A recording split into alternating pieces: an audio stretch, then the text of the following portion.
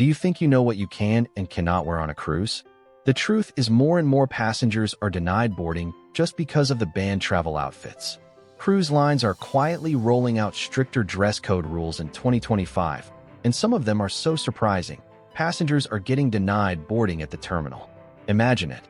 You've saved up, planned for months, suitcase in hand, passport ready, and then security looks you up and down and says, "Sorry, you can't get on." It's not about visas. It's not about your ticket. It's about your outfit. And here's the shocking part. What was totally fine last year could now ruin your entire vacation. From outfits banned for security reasons, to clothing that triggers cultural laws at ports, to everyday styles cruise lines suddenly decided are too casual. You need to know this list before you pack a single bag. Because if you miss even one of these rules, you could be that passenger left standing on the dock, watching your ship and your dream vacation sail away without you. Stick with me, because I'm revealing the 15 outfits that can get you stopped cold in 2025. And trust me, number 12 shocked even veteran cruisers. So let's uncover the banned travel outfits. Number 1. Swimwear and beachwear at boarding. It's not just about wearing a swimsuit to dinner anymore. Cruise lines are enforcing stricter rules against wearing swimwear or beach-specific attire, like sarongs, tank tops, or board shorts, in indoor public areas, including at embarkation. This is a mix of practicality and image. They want to project a sense of decorum and respectability right from the start. A person arriving in beachwear sends the message that they don't take the rules seriously, and it clashes with the upscale resort image the cruise line wants to project. Save your swimwear for the pool deck or the beach. Always wear proper, smart casual clothes, shirts, shorts, dresses, pants, in all indoor public spaces, especially when boarding. A young couple, fresh from a beach hotel, arrived at the terminal in matching swim trunks and bikinis, loosely covered by mesh dresses and open shirts. They looked like they'd just stepped off a magazine cover. But the boarding agent shook her head. "You cannot board in swimwear, even covered," she stated firmly. They were forced to buy overpriced, generic t-shirts and shorts from a tiny terminal kiosk. The glamorous start to their vacation completely deflated. And if swimwear is an issue, so is anything that's too provocative. Number 2. Offensive or controversial graphic tees. It's not just about explicit language anymore. Cruise lines are expanding their offensive content rules to include graphics that are controversial, culturally insensitive, or might cause discomfort to other passengers, even if they don't contain explicit words. In today's hypersensitive social climate, cruise lines are desperate to avoid any incidents that could lead to public backlash. A t-shirt with a political slogan, a potentially offensive meme, or a graphic that could be misinterpreted is now seen as a liability before you even step foot on board. Their goal is a universally pleasant atmosphere. When in doubt, leave it out. Opt for plain tees, subtle patterns, or graphics that are undeniably benign. If you have to question if a shirt might offend someone, it's not worth the risk of being denied boarding. I once witnessed a young man, beaming with excitement, denied boarding because his t-shirt depicted a controversial historical figure in a mocking way. He argued that it was free speech, but the cruise officials simply pointed to the fine print in his boarding agreement. His girlfriend was in tears. They had to send him home, and she sailed alone, a vacation ruined over a piece of clothing. And if graphics are a problem, so is an apparent lack of clothes. Number 3. No shirt, no shoes, no boarding. While this seems obvious, it's a surprising number of travelers who attempt to board with no shirt or without proper shoes. Cruise lines are cracking down on this basic decorum rule, and they won't hesitate to turn you away. This is a basic health, safety, and decorum issue. Bare feet can spread germs and are vulnerable to injury, while a bare chest is simply considered inappropriate for an indoor public space, even in a warm climate. Cruise lines are now more vigilant about enforcing this rule right at the terminal. Always wear a shirt and shoes when boarding the ship. Even if you're coming from a nearby beach, have a cover-up and sandals ready. It's a simple rule, but it's a non-negotiable one. I saw a group of college students, excited and inebriated from a pre-cruise party, attempt to board the ship without shoes. They were stopped at the gangway. One of them, visibly annoyed, exclaimed, "But we're on vacation." It made no difference. They had to go back to their car and get their shoes, a stressful and embarrassing start to their trip. And if you're trying to hide your identity, Number 4. Face obscuring items. While a small mask might be part of a formal masquerade, anything that obscures your face, including large sunglasses or intricate face paint, is generally prohibited at embarkation. This is a massive security and safety concern. Cruise lines need to easily identify all individuals boarding the ship. Anything that obscures your face can be a red flag. It also ties into maintaining a sophisticated atmosphere. Save the full costume masks and intricate face paint for Halloween cruises or specific themed events where they are explicitly permitted. For general wear, stick to regular makeup and accessories. A group of friends, all with elaborate face paint for a pre-cruise Mardi Gras party, was stopped at the boarding line. They were politely but firmly asked by security to remove the face paint. "It's a security protocol, ma'am," they explained. The group, embarrassed and frustrated, had to wash their faces in a public bathroom, their grand entrance a bit of a fizzle. Number 5. Spiked or studded outfits. While fashionable on land, clothing or accessories with large metal spikes, studs, or chains are now being flagged by security scanners and can get you turned away from boarding. This is a security and safety issue. Spiked or studded clothing can be used as a weapon, and it can also cause damage to other passengers or the ship's upholstery. Cruise lines are now more vigilant about enforcing this rule. Avoid any clothing or accessories with large metal spikes, studs, or chains. If you have a bag with metal accessories, make sure it's packed in your checked luggage. I remember a teenager, excited to show off her new studded leather jacket, was stopped at the security scanner. The scanner went off, and the security official politely asked her to remove the jacket. He explained that the spikes were considered a security risk. She was so embarrassed, and her jacket was confiscated until the end of the cruise. Let's explore the more common rules that can get you denied entry to venues, even if you've already boarded. Number 6. Excessively ripped or distressed clothing. While fashionable on land, severely ripped jeans, t-shirts, or shorts that expose too much skin, beyond just the knees, are increasingly being flagged as inappropriate attire for embarkation and public areas. Cruise lines are trying to elevate the perception of their brand and maintain a certain level of decorum, even for casual wear. They want to project an image of upscale travel, and excessively distressed clothing often clashes with that aesthetic. It's about maintaining a family-friendly and respectable environment.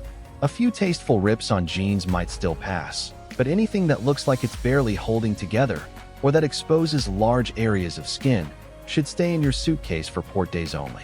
Opt for clean, well-maintained casual wear for boarding and on the ship.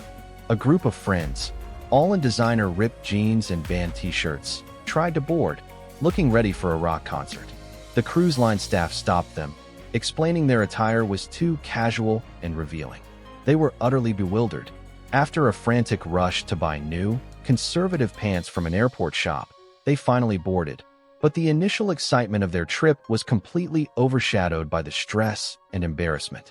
And if ripped clothing is out, so is anything that looks too much like. Number 7. Visible undergarments or sleepwear in public. Forget strolling to the buffet in your PJs or having your underwear peeking out. Cruise lines are actively enforcing no visible undergarments and no sleepwear in public areas rules, and they're not afraid to turn you away. This is a basic decorum issue. Cruise lines are family-friendly environments, and they expect passengers to dress appropriately.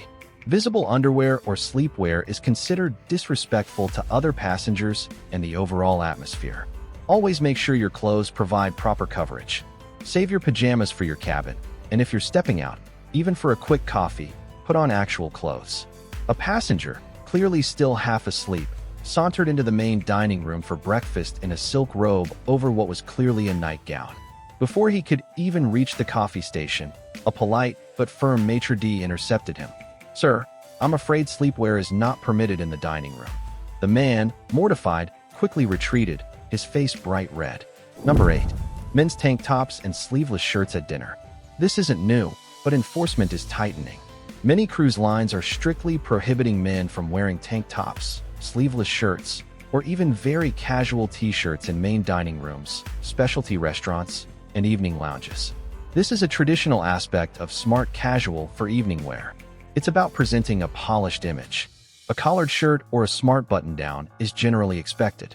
Men should always pack collared shirts, polo, or button-down for dinner. If you want to wear a nice t-shirt, check the specific cruise line's policy, but a collared shirt is always a safer bet for evening. A group of young men, fresh from the gym, headed to dinner in their athletic tank tops. They were stopped at the dining room entrance, politely informed of the dress code. One of them, visibly annoyed, exclaimed, "But these are expensive designer tanks." It made no difference. They ended up eating at the casual buffet, grumbling about the ridiculous rules. And if men have to think about sleeves, everyone has to think about shoes. 9. Overly casual footwear. While acceptable by the pool, flip-flops, Crocs, and worn-out gym shoes are increasingly being restricted from indoor dining venues, specialty restaurants, and even some evening entertainment spaces. This is a classic smart casual interpretation. Proper footwear signifies respect for the venue and the occasion. Beyond aesthetics, some footwear can be noisy or track dirt, impacting other passengers' experiences. Pack a variety of shoes. Stylish sandals, loafers, boat shoes, or dress shoes are appropriate for evening. Keep flip-flops strictly for the pool deck, cabin, or very casual port excursions. I saw a couple, impeccably dressed for formal night, get turned away from the main dining room because the husband was wearing pristine white running shoes. He genuinely didn't realize they were considered inappropriate. They had to go back to their cabin, change his shoes, and return, missing their reservation time. The look of frustration on their faces was palpable. And while we're talking about shoes, let's talk about the rest of the outfit. Number 10. Sheer or mesh clothing without proper underlayers. What's trendy on the fashion runways can be a no-go on a cruise ship. Sheer tops, dresses, or pants that reveal too much skin or undergarments without appropriate lining or layers are increasingly being flagged. This falls under general expectations of modesty and respect in a family-oriented environment. Cruise lines want to avoid anything that could be construed as inappropriate or overly provocative. If you plan to wear sheer items, ensure they are adequately layered or lined. Always err on the side of caution with coverage, especially in evening or indoor public spaces. A woman in a beautiful, but quite sheer, lace dress was stopped from entering the evening theater. She genuinely hadn't realized how transparent it was under the bright lights. She had to return to her cabin, mortified, to find something else to wear, missing the start of the show she'd been looking forward to. Now let's move towards the truly unexpected restrictions that can catch even experienced cruisers off guard. Number 11. Themed costumes outside event times. While themed nights, like 80s parties or pirate nights, are fun, wearing your full costume outside of the designated event times, especially at embarkation or informal venues, can cause issues. It's about context. A cruise line wants the ship to feel like an elegant resort, not a constant costume party. Wearing a full pirate costume to dinner on a non-themed night, or while boarding, signals a lack of understanding of the ship's general ambience. Embrace themed nights, but change into appropriate attire before and after. Save the full mermaid tail or superhero cape for the specific event on the Lido deck, not the main dining room. A group of friends decided to start their vacation early, boarding in full Hawaiian luau gear, leis, grass skirts, and all. They were turned away, despite arguing it was festive. The boarding staff explained that full costumes were only allowed during designated events on board, not for embarkation. They had to frantically change into regular clothes in a bathroom stall, their festive mood completely deflated. And speaking of context, let's talk about surprising laws. Number 12. Destination conflicts. Camouflage banned in Caribbean ports. In many Caribbean and African nations, it is illegal for non-military personnel to wear camouflage clothing. You could be fined or even arrested just for wearing your camo shorts. This is a shocking and dangerous law that many cruisers are unaware of. The law is a holdover from past political conflicts and is meant to prevent civilians from impersonating military personnel. This is not a cruise line rule, but rather a port law that they will enforce. Before you cruise, research the laws of your destination ports. When in doubt, leave the camouflage at home. It's not worth the risk. A passenger, a retired military veteran, was stopped by port security in the Bahamas for wearing his camouflage shorts. He was so surprised and confused. The port security officer explained the law to him, and he was forced to go back to the ship and change. It was a stressful and embarrassing experience for him. Number 13. Clothing that looks like a crew uniform. Wearing clothing that too closely resembles the uniform of a cruise ship crew member, for example, specific colors, styles, or epaulets, can, in rare but serious cases, lead to questions or even denial of boarding. This is a security and safety concern. Cruise lines need to clearly distinguish between crew and passengers for identification, emergency protocols, and to prevent confusion. Impersonating crew, even accidentally, is a big no-no. Avoid plain white collared shirts with dark pants that could be mistaken for basic crew wear. If you have a uniform-like outfit for a hobby, ensure it has clear distinguishing features. A retired naval officer, proud of his old, crisp white uniform shirt with subtle shoulder epaulets, decided it was perfect for smart casual. As he attempted to board, a security officer stopped him. "Sir, we appreciate your service, but we cannot allow you to board in attire that resembles our crew uniform." The officer was flabbergasted. He had to return to his car, change, and face a delay, all because his well-intentioned outfit caused a security concern. And that's not the only surprising rule. Number 14. Clothing with cultural or religious insensitivity. Beyond just offensive, cruise lines are increasingly vetting clothing that might be perceived as culturally appropriative, religiously insensitive, or disrespectful to any group. In an effort to create an inclusive environment for a diverse passenger base, cruise lines are becoming more vigilant about attire that could inadvertently cause offense or discomfort, even if the wearer's intent isn't malicious. Be mindful of your choices. If an outfit or accessory uses cultural symbols or styles that aren't your own, ask yourself if it could be seen as appropriative or disrespectful. When in doubt, choose something else. A passenger, excited about a festival-themed cruise, wore a traditional garment from a culture not his own, but had styled it in a way that was clearly not authentic and bordered on caricature.